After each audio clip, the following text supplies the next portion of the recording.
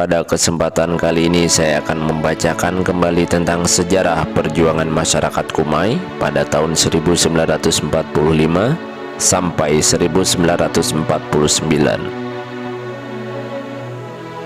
Bismillahirrahmanirrahim.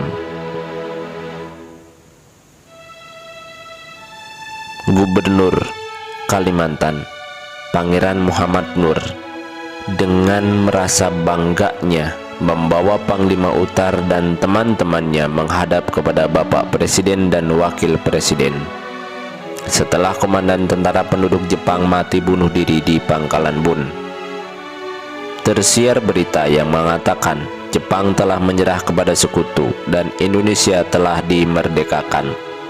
Namun, kabar ini tidak resmi, hanya merupakan kabar angin dan belum positif menjadi pegangan bangsa Indonesia di Kumai, karena hubungan keluar daerah tidak ada. Tanggal 6 September tahun 1945, untuk pertama kalinya di Kumai, sang saka merah putih dinaikkan atau dikibarkan dengan diiringi lagu kebangsaan Indonesia Raya, dengan dihadiri oleh pemuka-pemuka masyarakat, penduduk, dan anak-anak sekolah di bawah pimpinan Wilson, satu guru sekolah di Kumai.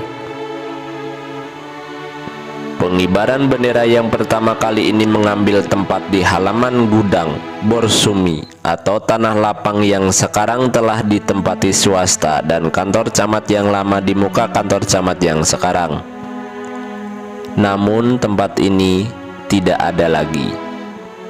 Sekarang telah menjadi pelabuhan Kumai. Lagu Indonesia Raya yang dikumandangkan masih memakai teks yang lama. Kira-kira 1 minggu kemudian, tiba sebuah kapal perang sekutu yang memakai bendera berkebangsaan Australia di pelabuhan Kumai untuk menawan tentara dan orang sipil Jepang. Ikut dengan tentara sekutu ini seorang mata-mata Nica yang ingin tahu keadaan daerah Kumai dan sekitarnya kota Waringin. Dialah yang mula-mula mengadakan provokasi dengan mengatakan bahwa pemimpin-pemimpin bangsa Indonesia di Jawa seperti Soekarno, Hatta, Haji Agus Salim, Syahrir, dan lain-lain telah mati dibunuh Jepang, katanya, dan sekarang yang berkuasa adalah Nica, yaitu pemerintahan yang akan mengembalikan kekuasaan Hindia Belanda ke Indonesia. Sekembalinya kapal perang sekutu ini turut ditawan seorang pemuka bangsa Indonesia di Kumai bernama Haji Muhammad Kasim yang dibawanya ke Banjarmasin. Tidak berapa lama tiba pula di Kumai sebuah perahu layar golekan yang bernama Tanjung Semarang, dan dalam ini perahu layar ikut seorang yang bernama Haji Abdullah Mahmud, yang kalau dulu menamainya Ujang Abdullah, sekarang telah meninggal. Dari Haji Abdullah Mahmud inilah kami di Kumai baru mengetahui bahwa Indonesia dan tanah airnya telah merdeka berdasarkan proklamasi tanggal 17 Agustus 1945 di Jakarta yang diumumkan oleh Soekarno Hatta.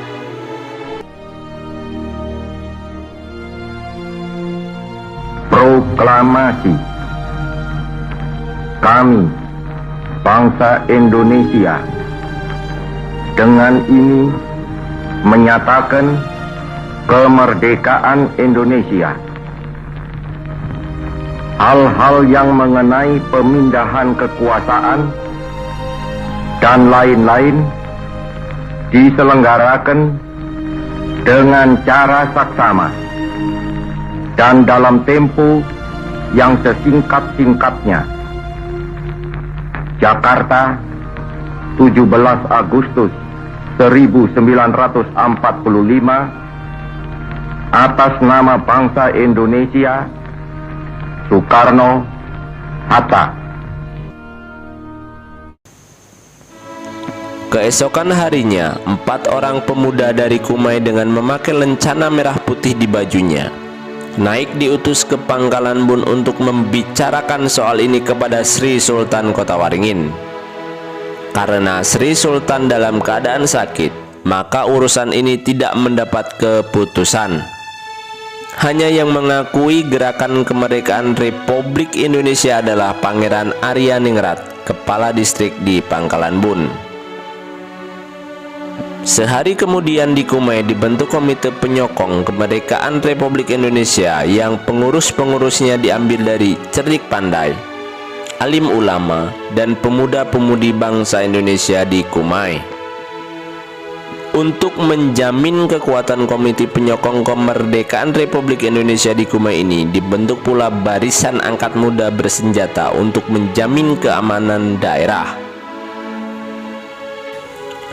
Pada tanggal 14 Oktober 1945 bertempat di muka Masjid Jami Kumai diadakan rapat raksasa yang dihadiri oleh penduduk Kumai yang waktu itu masih berstatus kampung dari segala lapisan masyarakat suku bangsa Indonesia yang berada di Kumai.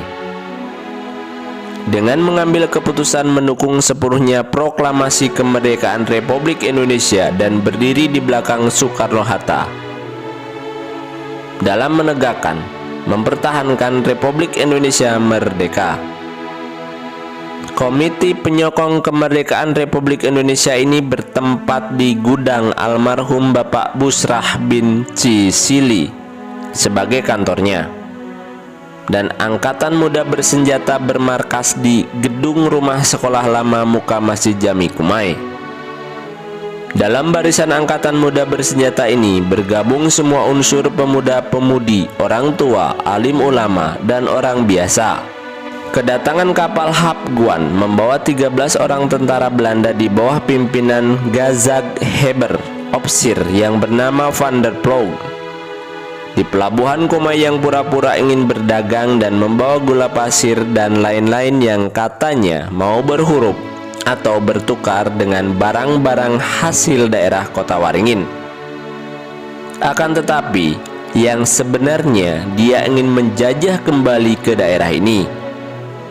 Atas keputusan bersama Komite Penyokong Kemerdekaan Republik Indonesia Kumai atau Pangkalan Bun, utusan Gazag Heber ini tidak diterima dan kapal Hapguan tersebut diusir dari perairan Kumai. Tibanya rombongan pejuang asal Kalimantan Barat di bawah pimpinan Bung Kadir, Yusuf Mubarok, dan Murni yang disasar ke daerah ini karena digempur tentara Nica di daerahnya, dan seorang pemimpinnya gugur berjuang. Atas petunjuk rombongan pejuang asal Kalimantan Barat ini, organisasi ini perjuangan daerah Kumai diperbaiki atau dirombak. Komite Penyokong Republik Indonesia Kumai dibubarkan, diganti dengan Komite Nasional Indonesia Mabang Kumai. Angkatan Muda Bersenjata dan para alim ulama membentuk sendiri barisannya dengan nama Barisan Jenggot, serta kaum ibu membentuk perwari untuk mengurus dapur umum dan makan. Setelah perombakan organisasi perjuangan ini, maka Komite Nasional Indonesia Cabang Kumai menempati rumah Syah Bandar sebagai kantornya. Sedangkan TKR setelah dibentuk oleh Saudari Murni Gapar menempati kantor atau gudang pabrik bakau bekas kepunyaan Jepang. Angkatan Muda Bersenjata tetap menempati rumah sekolah lama dan Barisan Jenggot atau para alim ulama bermarkas di Masjid Jami Kumai. Atas permintaan rombongan pejuang-pejuang dari Kalimantan Barat ini, TKR dan Angkatan Muda Bersenjata dari Kumai pernah mengirim kesatuannya untuk menyerang kedudukan Belanda dan membela pemimpinnya yang bernama Rahadi Usman yang gugur dibunuh teror Belanda ke Pulau Bawar, Kalimantan Barat. Komite Nasional Indonesia mengirim atau mengutus orang-orangnya ke Sampit, Banjarmasin, dan ke Pulau Jawa untuk mencari hubungan dan bantuan untuk mempertahankan daerah Kumai dari segala Belanda. Untuk mempertahankan daerah Kumai dari serangan Belanda. Utusan ke Sampit dan ke Banjarmasin tidak berhasil, hanya yang ke Pulau Jawa berhasil menemui pemerintah Republik Indonesia Pusat dan Wakil Presiden Hatta serta Gubernur Kalimantan Insinyur Pangeran Muhammad Nur. Banjarmasin dan Sampit belum mempunyai organisasi perjuangan kemerdekaan Republik Indonesia karena daerahnya diduduki Nica.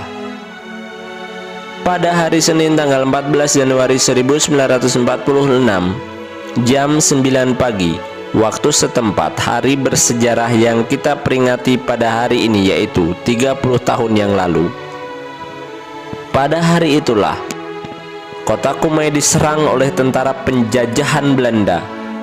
Dia datang menyerang dengan membawa 5 buah kapal yang penuh tentara yang memakai senjata modern seperti karabin, mortir, granat tangan, stand gun, dan lain-lain.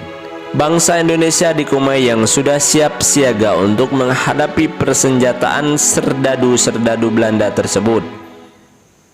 Pendaratan tentara Belanda yang pertama disambut oleh letusan senapan TKR dari darat. Dan mulai saat itulah terjadi pertempuran sengit dengan semangat juang yang disemboyankan merdeka atau mati. Pemuda-pemudi bangsa Indonesia di Kumai bersama-sama saudara-saudaranya dari Pangkalan Bun mempertahankan tanah airnya dari serangan penjajah. Dengan senjata yang primitif seperti mandau, parang, bungkul, tombak, keris, dan hanya sedikit senapan dan bambu runcing dalam menghadapi senjata modern, terpaksa mundur mencari siasat karena tidak berimbang. Dalam pertempuran ini telah banyak memakan korban, harta benda, dan jiwa pejuang. Pada hari Senin, tanggal 14 Januari 1946, inilah para pejuang menunaikan dharma baktinya kepada negara dan bangsa Indonesia, dan syahid 18 orang putra putri bangsa Indonesia, termasuk komandan TKR di Kumai yang bernama Haji Abdul Aziz Samsudin. Para korban di pihak penjajahan tidak sedikit, mungkin sebanyak 30-40 orang serdadu penjajah tewas. Seorang perwiranya yang berpangkat mayor menjadi korban juga pada hari itu. Pertempuran dimulai jam 9 pagi sampai dengan jam 5 sore. Dan mulailah para pejuang kemerdekaan mengundurkan diri mencari siasat. Dan sesudah melalui perundingan bersama, sebagian mencari bantuan dan menyeberang ke Pulau Jawa, dan sebagian lainnya masuk hutan bergerilya. Dalam pertempuran ini, seorang ulama anggota Barisan Jenggot bernama Panglima Utar telah menunjukkan kegigihannya melawan tentara penjajahan dengan senjata sebilah mandau dapat menewaskan berpuluh-puluh serdadu Belanda.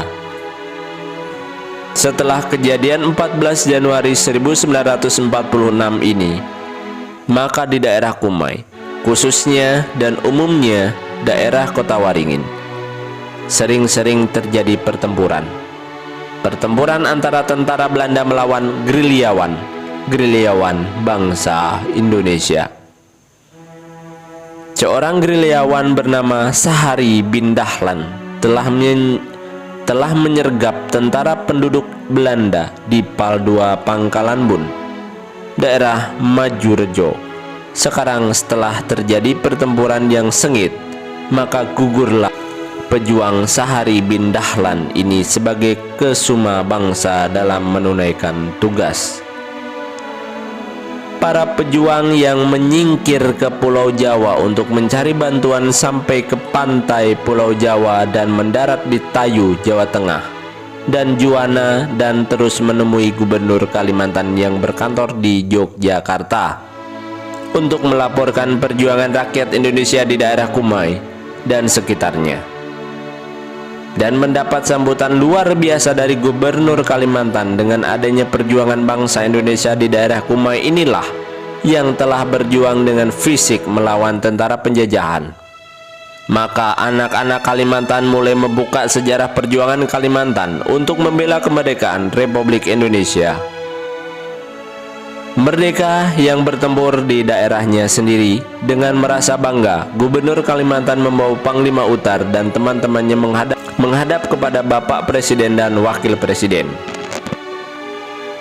Bapak Presiden dan Wakil Presiden mengucapkan terima kasih atas perjuangan yang telah dilakukan oleh pejuang-pejuang kemerdekaan Republik Indonesia yang berasal dari Kumai ini. Setelah menerima laporan dari pejuang-pejuang yang berasal dari Kumai ini, Gubernur Kalimantan memanggil putra-putra Kalimantan untuk diikutsertakan bertempur ke Kalimantan untuk menghadapi tentara penjajahan. Karena anak-anak Kalimantan banyak yang berkeliaran dan memasuki kesatuan-kesatuan pejuang di Pulau Jawa. Untuk pertama kalinya dikirim ke Kalimantan atau Kumai, anak Kalimantan yang berasal dari Kesatuan BPRI dan Pesindo Surabaya di bawah pimpinan Husin Hamzah sebagai komandan. Pejuang-pejuang asal Kalimantan yang berangkat ke daerah Kumai mendarat di Tanjung Pengujan. Kedatangan pejuang-pejuang ini, maka pemuda atau pejuang yang berada di daerah Kumai menggabungkan diri ke kesatuan yang datang dari Jawa dan mulai bergerak untuk menyerang kedudukan Belanda di Pangkalan Bun atau Kumai dengan memakai basis dari Teluk Bogam.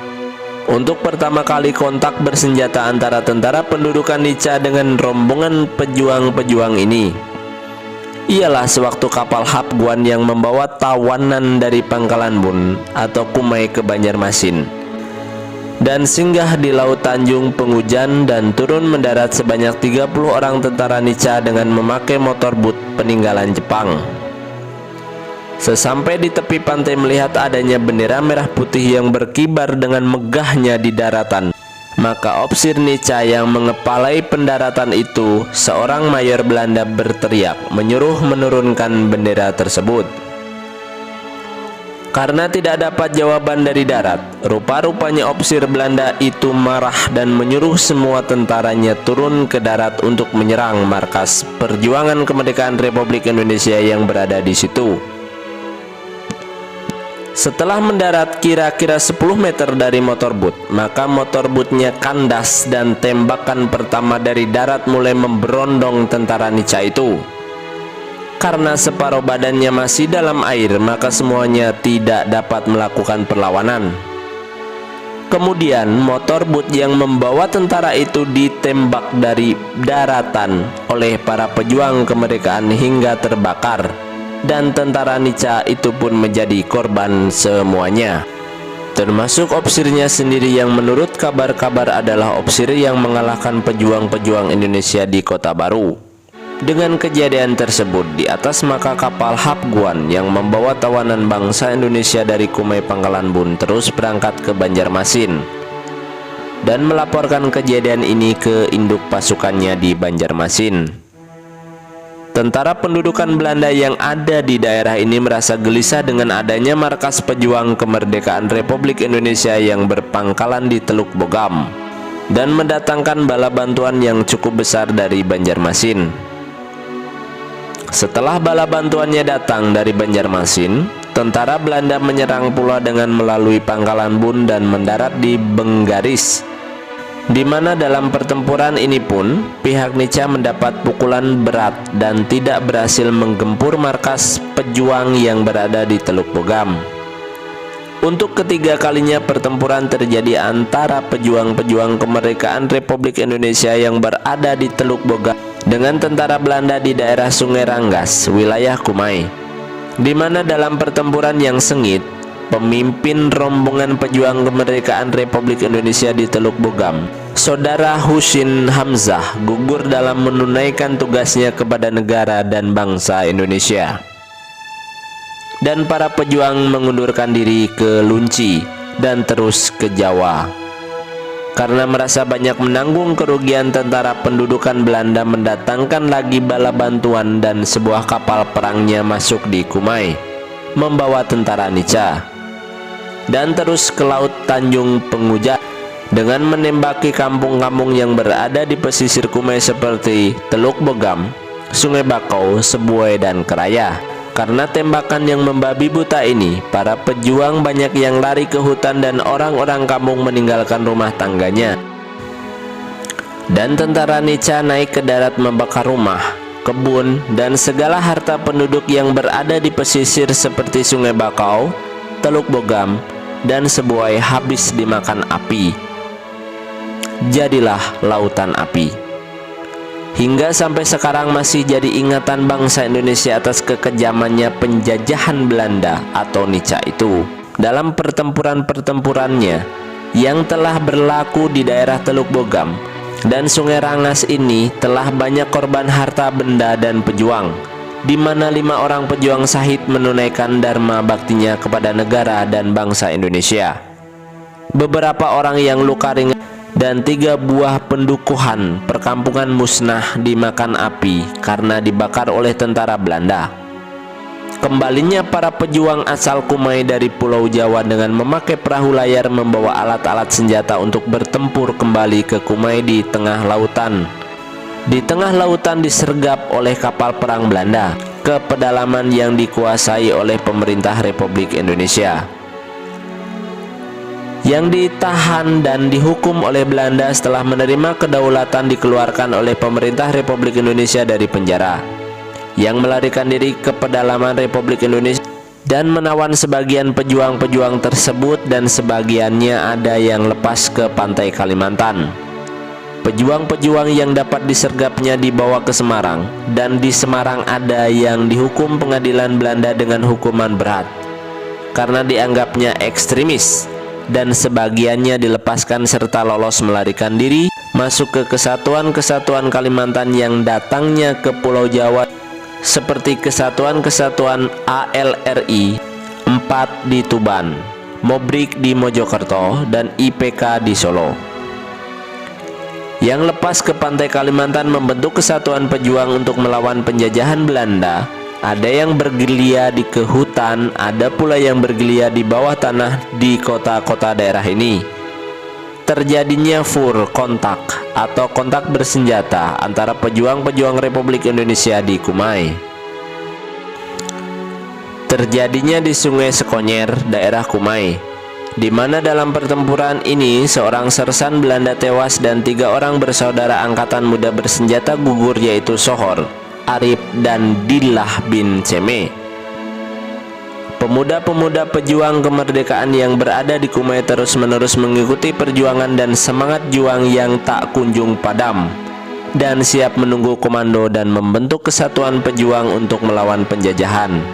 Tibanya utusan dari Banjarmasin untuk mengorganisir tenaga-tenaga pejuang di daerah ini menuju kepada kesatuan komando dan membentuk kesatuan pejuang untuk melawan penjajahan yang menduduki daerah Kumai dan Kota Waringin pada umumnya. Dengan adanya kesatuan tersebut, tiba pula rombongan para gerilyawan yang berasal dari Banjarmasin dan Behaur di bawah pimpinan Udiansah dari Kesatuan ALRI Divisi 4 Kalimantan dan Arbain Semeng dari Kesatuan MN 1001 bersama-sama dengan pejuang-pejuang dari Banjarmasin dan Behaur tersebut dibentuk sebuah kesatuan pejuang dengan markas di pedalaman Natai, Cina. Sedangkan di kota Kumai sendiri bermarkas di rumah kediaman almarhum Bakri, Menteri Pabean Kumai. Terakhir, setelah menerima kedaulatan, tentara yang resmi tiba pula di Kumai dan Pangkalan Bun dari Banjarmasin di bawah pimpinan Bapak Letnan Burhan Seniman. Maka pejuang-pejuang yang bermarkas di Natai, Cina ini memasuki TNI Angkatan Darat sebanyak 24 orang dan yang lain-lainnya pulang ke masyarakat. Demikianlah riwayat singkat perjuangan masyarakat bangsa Indonesia di kota Kumai dan sekitarnya.